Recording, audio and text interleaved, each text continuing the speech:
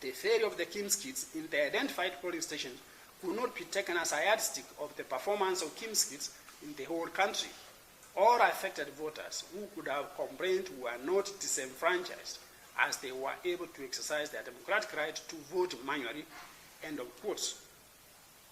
Based on the above holding by the Supreme Court, and considering that this court was being persuaded to repeat a similar exercise, I found it to be a waste of judicial time to embark on a scrutiny to find out an outcome that had already been ascertained by the apex court in the land.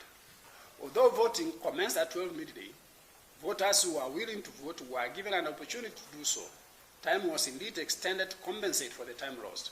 Samples of forms showing polling stations closing past 11 p.m. and 12 midnight were attached to the second respondent, Max MR at 3. Nobody came forward to complain that he was denied an opportunity to vote. Indeed, no voter in Kibwezi West constituency was disenfranchised by virtue of the failure of technology. This position was affirmed by the Supreme Court itself in the said Raila versus Ruto case 2022 election petition. The petition alleged that the tallying process was characterized by irregularities such as inflation of results in polling stations, where more people voted than registered in the Kim's kits, hence lack of transparency in tabulation of results.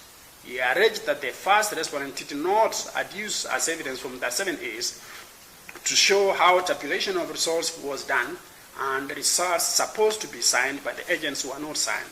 The gubernatorial elections held on 9th August 2022 in Makueni County were constitutionally and validly held. C. That the third respondent herein, Mûtula was validly elected and gazetted at the Governor Makueni County. 4.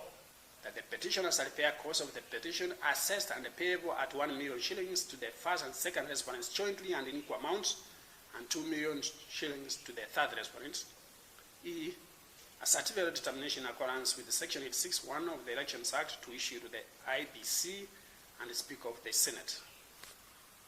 Those are the orders of the courts, and that's the end of the judgment. On that note, I come to the end of the reading of the judgments.